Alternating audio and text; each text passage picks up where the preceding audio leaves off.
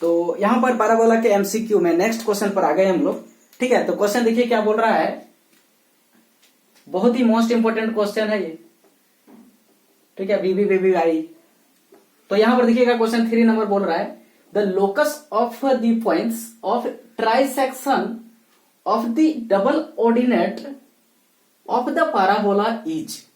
ठीक है, देखिएगा क्वेश्चन पहले समझना होगा क्या बोल रहा है। The locus of the point, कोई भी पॉइंट है, कौन सा पॉइंट है, ट्राइसेक्शन का पॉइंट है। ठीक है, पॉइंट ऑफ ट्राइसेक्शन, उसका लोकस पूछ रहा है। ठीक है, और ट्राइसेक्शन किसका है, ये डबल ऑर्डिनेट का ट्राइसेक्शन है, ये डबल ऑर्डिनेट का ट्राइसेक्शन है किसी भी पैराबोला का। उसका बताइए क्या होगा लोकस। ठीक है, लोकस क्या होता है, लोकस रास्ता होता है, पाथ होता है। ठीक है, तो वो जो पाथ होगा उस पॉइंट का, ये ट्राइसेक्शन का पॉइंट जो डबल ऑर्डिनेट में है, उसका पाथ किस तरह होगा। देखिए ऑप्शन में लिखा है, क्या सर्किल होगा, स्ट्रेट लाइन होगा, इलिप्स होगा, या फिर इनमें से कोई नहीं होगा। राइट, तो ध्यान देंगे डबल ऑर्डिनेट किसको बोल रहे हैं। देखो कि यहाँ पर कोई एक पैराबोला बनाते हैं, ये पैराबोला है।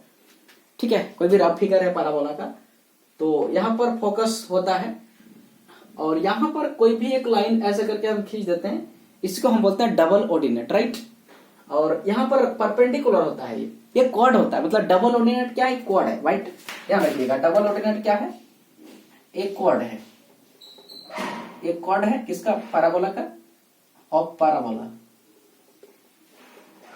ठीक है, विच इज परपेंडिकुलर, यहां लिख देते हैं, which is perpendicular to the axis of the parabola.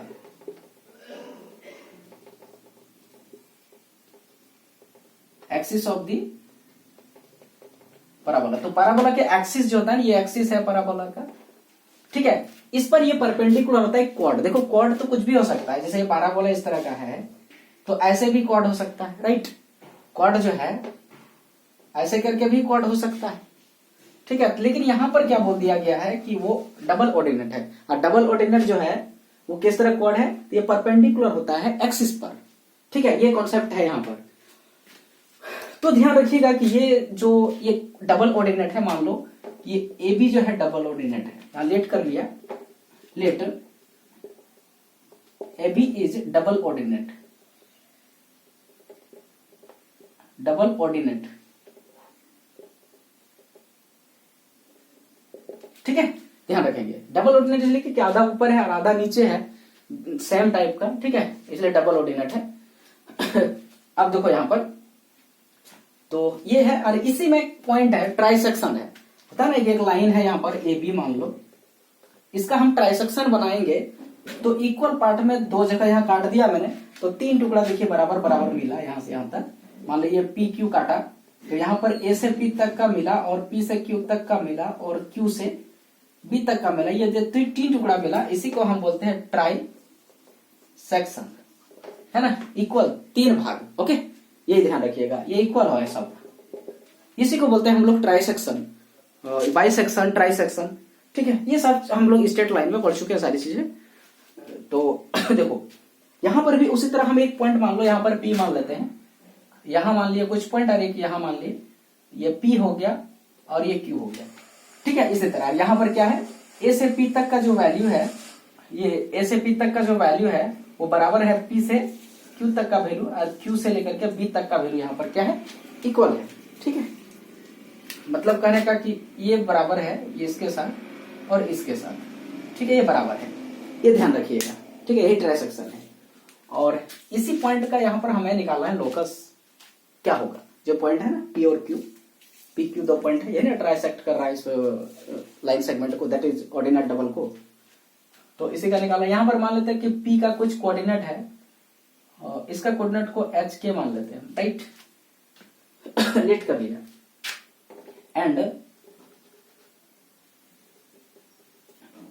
Trisection point क्या है यहाँ पर,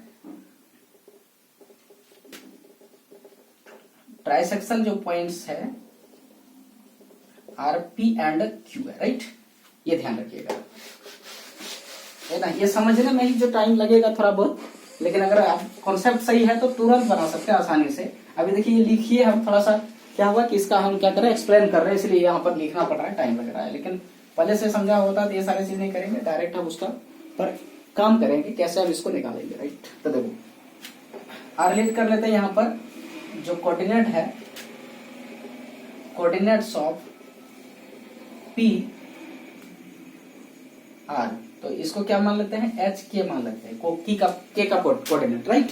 ये ध्यान रखेंगे। और यहाँ पर एक पॉइंट जो है बीच में, इसको कुछ हम यहाँ पर सी नाम दे देते हैं, ठीक है।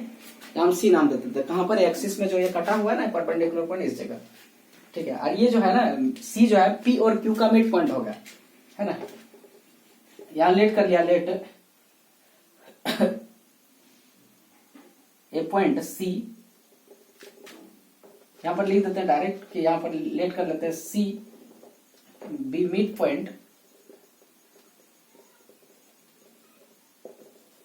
मिड पॉइंट है U B mid point of P Q, और लाई कहां कर रहा है, लाइज ऑन द एक्सिस, ठीक है, लाइज ऑन एक्सिस, ये ध्यान रखिएगा, एक्सिस में ही है वो ठीक है।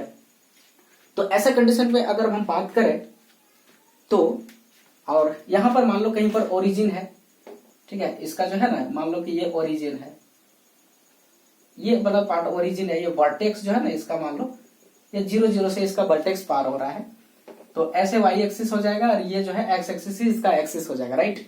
और ये स्टैंडर्ड पैराबोला को ले लेते हैं, जैसे कि y square equal to 4ax, यही हम पैराबोला का इक्वेशन मान लेते हैं, स्टैंडर्ड फॉर्म में ही मानना है, क्योंकि हमें कुछ दिया नहीं है, तो स्टैंडर्ड फॉर्म मान लिया हम पैराबोला का, ठीक है, जिसका वर्टेक्स 0 0 है, और एक्सिस जो है इसका एक्स एक्सिस है, ठीक है, ध्यान देंगे।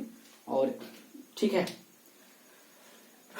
तो अब देखिएगा कि यहां पर हम क्या करेंगे, P का यहाँ पर कोऑर्डिनेट H के मैंने माना है, तो ऐसे कंडीशन में C का कोऑर्डिनेट क्या होगा बताइए, ठीक है। तो देखो H जो है यहाँ पर, यहां से यहां तक का वैल्यू H हो गया, ये वैल्यू एक्स एक्सिस में है ना, H हो गया, और यहां से यहां तक का जो हाइट है ये वाला, ये हो गया K, याद रखिएगा, ठीक है। P का अगर बात करें तो ऐसा कंडीशन में कोऑर्डिनेट जो होगा, कोऑर्डिनेट किसका, कोऑर्डिनेट ऑफ C का अगर बात करें तो C का जो कोऑर्डिनेट होगा वो क्या होगा, H तो रहेगा, ठीक है, और यहां पर इस जगह 0 हो जाएगा, Y का पार्ट इस जगह तो 0 होगा एक्स एक्सिस में, ये हो जाएगा, ठीक है, ये ध्यान रखेंगे। तो अब हम क्या निकालेंगे पी क्यू का वैल्यू निकालेंगे, नाउ पी क्यू, ठीक है, पी क्यू का। अब देखो यहां पर कि ये मिड पॉइंट है, ठीक है, इसका जरूरत हमें नहीं है, इसको आप डिलीट भी कर सकते हैं, ठीक है। अब देखो दीज अप्लाई हम करेंगे, पी क्यू का अगर लेंथ निकालते हैं हम, क्या होगा पी क्यू का लेंथ तो ऐसा कंडीशन में जो पी क्यू का लेंथ होगा वो सी, पी क्यू क्या है, उसके बीच में क्या है, सी है, मिड पॉइंट है, इसका मतलब है कि पी से सी तक का क्या अपना लेंथ है, के है, तो पी से सी से पी तक का के है, तो सी से क्यू तक का भी जो लेंथ होगा वो के ही होगा, राइट, के ही होगा, लेंथ का मतलब पॉजिटिव वैल्यू, तो इसका मतलब है कि इसका लेंथ के प्लस के हो जाएगा, ठीक है, इसका आंसर क्या हो जाएगा 2k, याद रखिए, किसका, तो क्यू का, ठीक है। अब ये जो क्यू का निकला, मतलब पी क्यू का निकला, तो ये क्यू बी के बराबर भी होगा, और साथ में ये एपी के बराबर में भी होगा, क्योंकि ये ट्राई सेक्शन है, सब इक्वल होगा, मतलब यहां से यहां तक की भी लेंथ 2p होगा, ये 2p हुआ, सॉरी 2q, और यहां से यहां तक भी 2q ही होगा, राइट, ठीक है, ये क्लियर हो गया, यहां तक में कोई डाउट नहीं है। अब हम क्या करते हैं, इसको डिलीट कर लेते हैं, इसका अब जरूरत हमें नहीं पड़ेगा, ठीक है। ये डेफिनेशन मैंने बताया, ये क्या है, डबल कोऑर्डिनेट का कॉन्सेप्ट, और यहां पर हम क्या किया पी क्यू माने एपी, पी क्यू और क्यू बी, सारे सब का यहां पर क्या किया, मैंने लेंथ निकाल लिया, ठीक है, लेंथ निकाल लिया। अब लेंथ निकालने के बाद अब क्या करेंगे हम, अब देखिएगा कि नाउ अगर हम बात करेंगे कि AC कितना होगा बताइए, तो AC का मतलब होगा AP और प्लस में होगा PC, राइट, ठीक है। और अभी तुरंत यहां पर देखो AP का वैल्यू कितना है 2Q है, और PC का वैल्यू मतलब यहां से यहां तक क्या है K है, इसका मतलब इसका वैल्यू कितना मिल गया 3K मिल गया, किसका, AC का, राइट, AC का ठीक है, A से C का, या मतलब हमें क्या करना है कि यहाँ पर सारा सिस्टम को जो है एक्सिस से या और यहाँ ओरिजिन से हमें जोड़ना है, ठीक है, ऐसी हो गया, और साथ में OC कितना है देखो ओ से सी तक का वैल्यू अगर बात करें तो एच है, ठीक है। अरे इसका मतलब ये है coordinate of, therefore coordinate of A का बात करें तो यहां पर क्या हो जाएगा, ये एच, ये तो एच यही लाइन में है तो एच यही रहेगा, और साथ में जो वाई का पार्ट है वो हो जाएगा 3k। ये कोऑर्डिनेट ऑफ मेरा एच के, ये एच 3k मिला, किसका, ए का मिला, या फिर बी का भी निकाल सकते थे। अगर बी का बात करें तो क्या हो जाएगा, बी का बात करें तो एच तो वही रहेगा, लेकिन यहाँ पर जो है -3k हो जाएगा, नीचे है ना। जब हम कोऑर्डिनेट का बात करें तो नेगेटिव लेना होगा, इसी डिस्टेंस में बात करते हैं तो उसको पॉजिटिव में लेते हैं, ठीक है।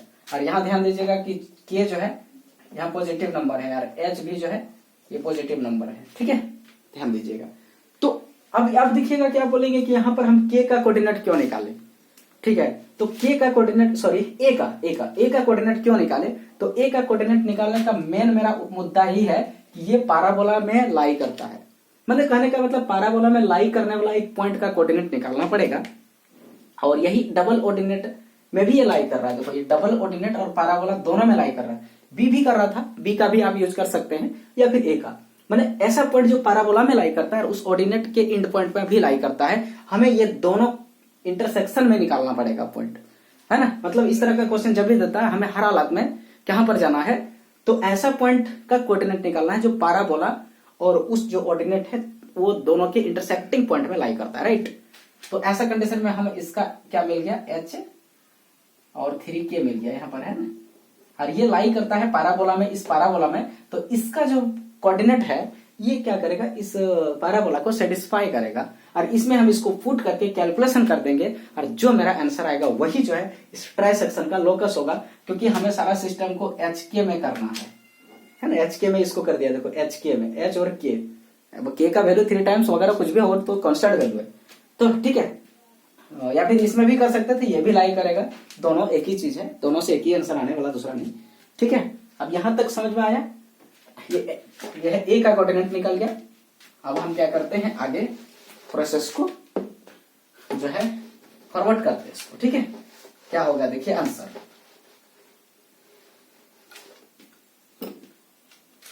बहुत इंपॉर्टेंट है, थोड़ा क्वेश्चन टाइम टेकिंग है, लेकिन हम ये समझा रहे हैं इसलिए इतना टाइम लग रहा है, लेकिन कैलकुलेशन करेंगे, समझ में पहले से आ चुका है, तो बहुत ही इजी वे में यहाँ पर हम काम कर सकते हैं, ठीक है। यह लाइन लिखा हुआ है, ठीक है। तो देखिए, तो अब क्या करेंगे नाउ, ये जो है वो HK जो निकला H3K, ये क्या करता है, लाई करता है किसमें, पाराबोला में, lie on parabola, y square equal to 4ax। तो देयरफॉर क्या करेगा, इसको सेटिस्फाई करेगा। तो यहां पर हम देखिएगा कि y के जगह 3k लिखेंगे और x के जगह में h लिखेंगे, ठीक है, स्क्वायर था। अब इसको कैलकुलेशन कर देंगे हम, तो यहां पर देखिएगा कि 9k square equal to 4ah आ गया। यहां से अगर हम 9 को हटा देते हैं तो ये k square equal to 9 by ये 4/9 और a इंटू h आ गया। देखिएगा कि आप इसको रिप्लेस कर दीजिए, रिप्लेस HK बाय XY में। तो जैसे हम कर देते हैं तो यहां पर देखिएगा कि y square equal to 4/9a into x। देखो इस फॉर्मेट में, यहां देखिए ये वाला जो पार्ट हो गया जो भी हुआ ये कांस्टेंट है, और इसको हम लोग बोलते हैं लेटेस्ट रेक्टम, ठीक है। अब देखो y square equal to 4ax, ठीक है, इस तरह का फॉर्मेट में देखो आया, y square equal to 4a कुछ यहाँ पर है और इधर x है, इस फॉर्मेट में आया। तो अब देख लीजिए कि ये क्या होना चाहिए, इसका ये जो फोटो दिख रहा है, ये इक्वेशन दिख रहा है, ये इक्वेशन किसका इक्वेशन को शो करता है, ये जो यहाँ पर इक्वेशन दिख रहा है, कर्व दिख रहा है। तो देखिएगा ये किसका फोटो है, ये किसका इक्वेशन है, ये पाराबोला का ही इक्वेशन है। देखो पाराबोला का ही इक्वेशन ऐसे रहता है, ठीक है। तो ये जो शो कर रहा है, ये जिसका जो यहाँ पर जो पॉइंट P और Q है, ये जो है एक पाराबोला, इसका जो लोकस होगा वो पाराबोला होगा, राइट।